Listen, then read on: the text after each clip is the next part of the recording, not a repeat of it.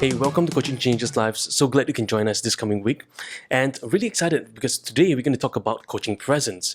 Now, if you're new to our channel, do remember to hit the subscribe button and hit the notification bell. And every single week we come to you fresh with new videos, new ideas, new content for coaches, for leaders, for businesses, for speakers. All this content that we're going to share with you is going to help you improve the quality of your conversations. Remember, coaching is about conversational mastery. And I believe that coaching is for every single person on planet Earth. And I would encourage you, whether you're a child, maybe a youth, maybe a parent, maybe you're a spouse, this will work for you as well. Now, so what we're going to teach here is not just for coaches, it's applicable for every single person. So if you happen to stumble upon this video, I encourage you to stay tuned because there may be something that you may be learning out of this. Okay, so now today's video, we're going to look at this thing called the coaching presence. It's going to be really exciting because I'm going to break down something for us and I'm going to go deeper about what presence is. So often people have said, okay, presence is this, presence is that. That person has such a great presence. There's something about them that is just so amazing, so enticing, so captivating that they just captivated my attention. So what exactly is presence? Now I always say this, right, that the best present you can give your client is to be present. I'll very state here, for example, if you're watching this video right now, are you being present or is your mind distracted by a message or an email, or are you doing a few things at the same time? Are you not being present in the moment? One of the key things that we have lost in this day and age about conversations, about having masterful conversations, is this notion about being present in the moment. And what do I mean by that? So many people have gone through the notion of life and just going through the momentum and just moving, but never quite taking the moment, just take a step back and sit and pause and just reflect about life. Just looking at life just for a while, just looking at the birds flying, looking at the trees that are around us, looking at the environment around us. We've lost touch with that. So one of the key things that I love to talk about is this notion called presence. Just being present in the moment and noticing that shift, that movement, that changes that's happening all around us. What are you noticing right now? What is becoming clearer for you? What is changing for you? What is shifting for you? What are all these things that's happening for you? So that is what we call by presence. Okay, so it's going to be really important. Now let me read to you what ICF says that coaching presence is. Now ICF says this: that coaching presence is the ability to be fully conscious and create spontaneous relationship with the client, employing a style that's open, flexible, and confident. So it's that ability to really go with the client, to partner with them, to be one with them, to flow and navigate with them. I like to say this, like presence is really like a dance. Imagine like a dancer with a partner, and both of them are just moving and dancing like a flow, like a rhythm, like there's a dance, there's a lift, there's such a joy in their hearts, in their steps, that is almost like a movement that's both of them moving really in synchronity together. And that is really what we see, like a flow. So when we say design of actions, we can see a flow happening for our clients. There's movement, there's things that they're moving around, and there's a lot of notion of growth that both of them are happening as well. So that's the coaching presence over there. Now, but what exactly it is? How do I demonstrate that? How do I see that? So let me share with you some points that can help you today in the coaching presence. Now, one, it's this. In presence, it's present and flexible during the coaching process, dancing in the moment. So for example, what do we mean by dancing in the moment? So if the client is moving in one direction, we're moving with them in the other direction. And if the client is moving the other side, we're moving with them. Now, does it mean that we're being led by the client all the time? Yes and no. So now, sometimes the client may be leading us down a rabbit hole that might not help the client. So as a coach, there we're support to them and we're holding them back and say, hey, Mr. Client, so I'm noticing they're going down that rabbit hole. So let's check back with our outcome today. We talk about wanting to achieve this today, and it appears that we're going in the other direction and just wondering what's happening for you there in the moment. So that's when you check in with them. Yep. So it's about dancing in the moment. And number two, it's about accessing your own intuition, trust one's inner knowing, and go with the gut. And what do we mean by going with your intuition? Now, by intuition, I don't mean that, this esoterical thing that we just feel and sense and just with no premise at all. No, intuition is a composite whole of all your unconscious and conscious mind. You see, when we talk to someone, our conscious mind is activated, but your unconscious mind is as active as well. Our unconscious mind receives every single thing, every single notion, every single processes that's coming to us, every single thing that's flooding our eyes and mind's eyes. That is what we talk about as intuition. Now, the third thing is being open and not knowing, and in the not knowing state and taking risk. So, what do we mean by not knowing? Now, sometimes when we hear someone speak something, right? For example, my favorite topic is about losing weight, and you hear, oh, I want to lose weight. Straight away, our mind says, okay, it exercise and diet. You see, notice how quick our minds are. Like that we think we know the answer. We think that we can judge the client. You may have experience with talking to hundreds and thousands of people, and you create a predictable pattern. The human mind has this ability to create a predictable pattern that we are anticipating what the client is going to say. Now, that sometimes inhibits your ability to be present with the client, because you are then present with yourself. You're hearing the voices inside, and you're hearing what you're telling yourself rather than hearing the client. Even if the client is demonstrating the same pattern, the same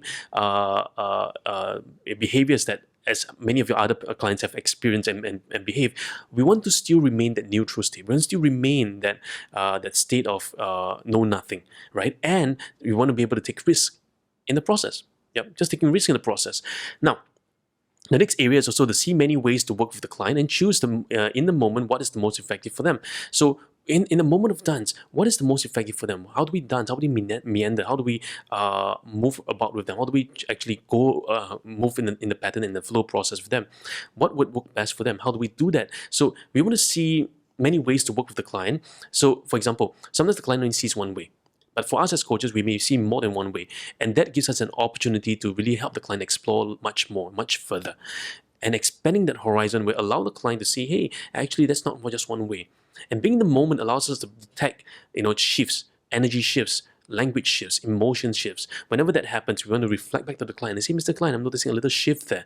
I'm just wondering what's happening for you right there, for yourself. Yeah?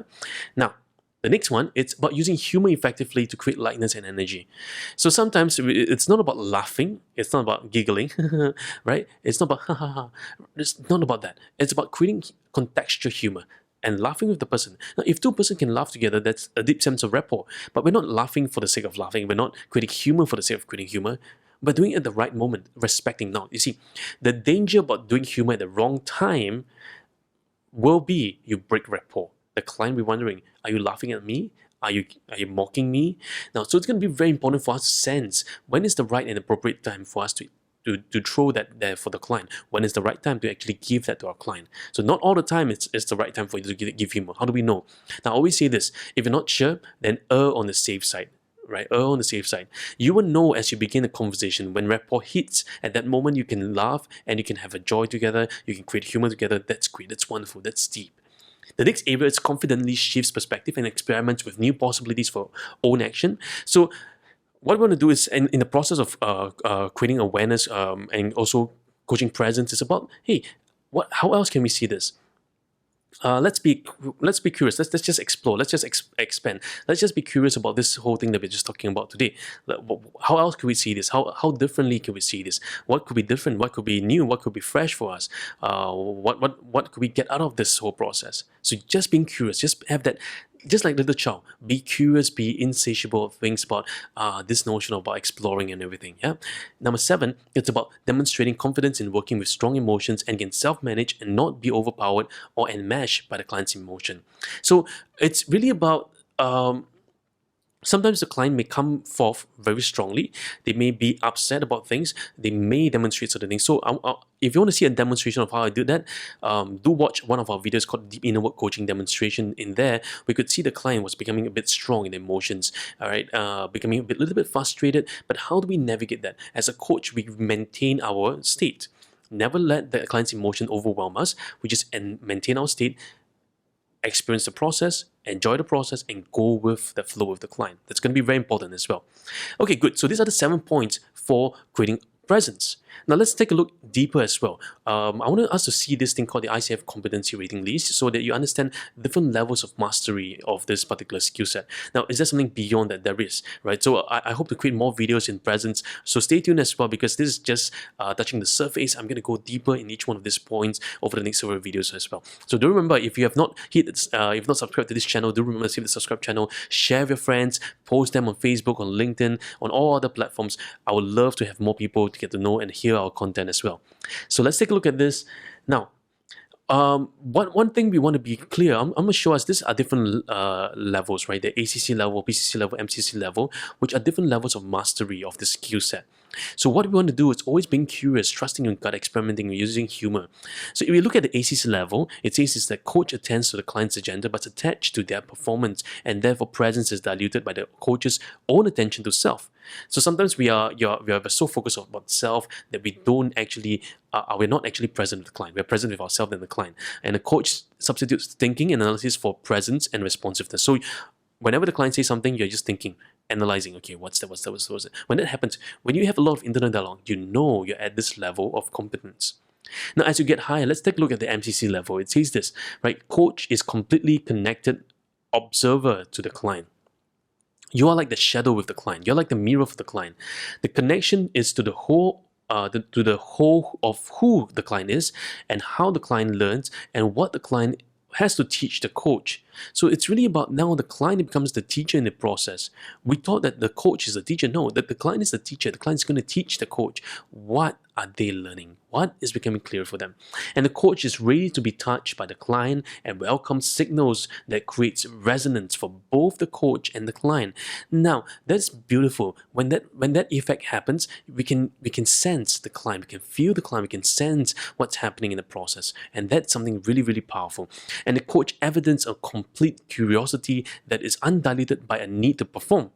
Now, many coaches want to, show, oh, I'm very good at this skill, I'm good at that skill, I'm good at this, technique in that technique. So it seems I want to perform. Now, performance is out of the picture, right? Showmanship is out of the picture. In the coaching process, it's not about how good we are, it's everything to do with the client. Okay, so now the coach is also fully partnered conversation with the client, and coach trusts the values inherent in the process versus having need to create value. So meaning to say, I'm not trying to force value down the client's throat. Oh, I must create value, I must create value, I must create value. Too often we hear this on internet marketers. They say, hey, we need to create more value for our clients. No. The coaching process has value in the process already. You don't have to force value. We don't have to force new ideas, new thoughts, new concept. No. What we want to do is just maintain our presence. Be present with the client. Listen to them. Don't force something down. Don't impose something to them.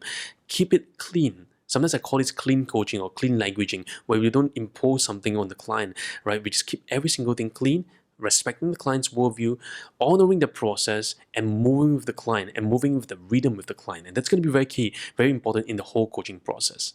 Now, coaching presence, it's one of the most exciting things. I love to teach this all the time. And what I want to do over the next several weeks as well is to share with you more in depth about how you can work and give you strategies, give you help, give you practical tips as well. So if you want to hear more of such things, hit the like button, hit the subscribe button, and share with your friend. Post a comment section below. Share me your thoughts, some of your challenges. I want to hear them so that I can better serve you and serve all our audience out there.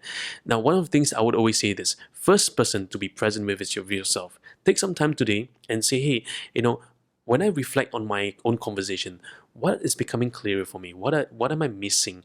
What are some things that I'm always doing something totally wrong, totally off course? And what are some things that is becoming clearer for me right now? What's becoming more real for me in the process as we're going through this? What is becoming, or what's becoming unclear for me? What is becoming more confusing for me? So I want you to take a step back and use presence in yourself and just imagine you're coaching yourself. What would you say to yourself? What do you learn in the process?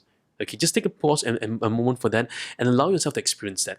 Okay, so there we have. And today's episode, we talk about coaching presence, and I hope this really helps you. We covered 7 different points about coaching presence, and I wish we had a little bit more time, but no worries, because in our next several episodes, do stay tuned as well, because every week we come to you fresh with new video content where we talk about how to improve your conversation. Remember, the first person that you impact is always you. Be a better conversationalist today, and this is going to impact your life. Now, coaching is for everyone. Coaching is not just an exclusive group of coaches. No, in today's day and age, coaching is for everyone. Everyone needs to improve their conversation. Coaching is conversational mastery, and I hope to see you in the next video.